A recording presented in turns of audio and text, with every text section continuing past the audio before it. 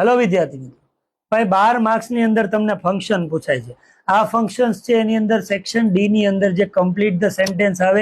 જે 5 માર્ક નું છે, તો આ 5 માર્ક મેળવવા માટે તમારે બધા ફંક્શન્સ યાદ રાખવાની જરૂર નથી કે એના કીવર્ડ યાદ રાખવાની જરૂર નથી। આ 5 સેન્ટેન્સ જે છે એ અહીંયા હું તમને 7 ફંક્શન કહું છું એમાંથી જ આવશે અને દાદા કા વાદા છે કયા છે અહીં આવી જાવ જો કહું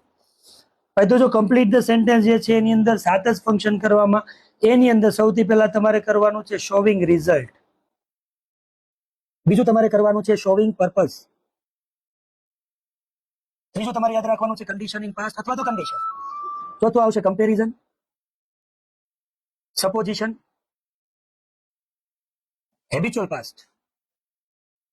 ભાઈ આ તમારે 6 અને સાથે સાથે કદાચ કહી દઉં તો ભાઈ એકાદું એડવાઇસ નું, આ 7 ફંક્શન તમે કરી લીધા ને કીવર્ડ આવડી ગયા એટલે તમારા કમ્પ્લીટ ધ સેન્ટેન્સ ની અંદર આવતા 5 માર્ક છે એ બેઠે બેઠા રોકડા તમને મળી જવાના છે।